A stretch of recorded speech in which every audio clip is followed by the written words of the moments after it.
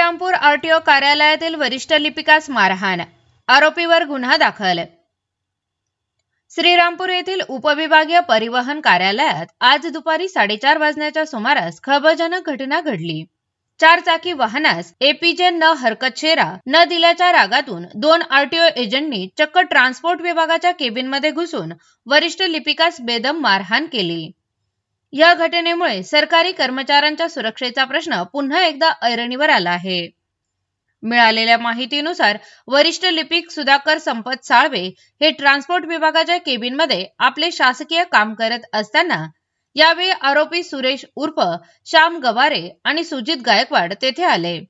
एका 4 चाकी वाहनाच्या कागदपत्रावर एपीजे न हरकतशेरा मारण्यावरून त्यांच्यात शाब्दिक चकमक झाली। याचा राग अनावर झाल्याने दोन्ही आरोपींनी साळवे यांना शिवीगाळ करत मारहाण केली। आरटीओ कार्यालयासारख्या गजबजलेल्या ठिकाणी भर दिवसा घडलेल्या या प्रकारामुळे आरटीओ कर्मचाऱ्यांमध्ये भीतीचे वातावरण पसरले आहे। या प्रकरणी पीडित कर्मचारी सुधाकर साळवे यांनी दिलेल्या तक्रारीवरून श्रीरामपूर शहर पोलीस ठाण्यात श्याम गवारे आणि सुजित गायकवाड यांच्या विरोधात भारतीय न्यायसंहिता कलम 132, 115(2), 351(2), 352 अन्वये गुन्हा दाखल करण्यात आल्याची माहिती पोलीस सूत्रांनी दिली आहे।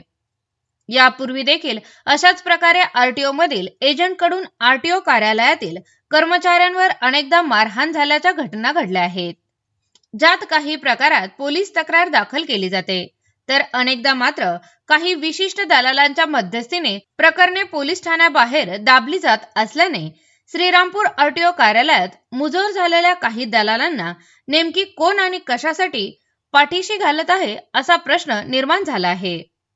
त्यामुळे आता तरी आरटीओ कार्यालयातील कर्मचाऱ्यांच्या सुरक्षेच्या दृष्टीने वरिष्ठ अधिकारी कोणते ठोस पावले उचलणार याकडे सर्वांचे लक्ष लागले आहे। याविषयी स्पीड न्यूज मराठीने घेतलेला हा स्पेशल आढावा।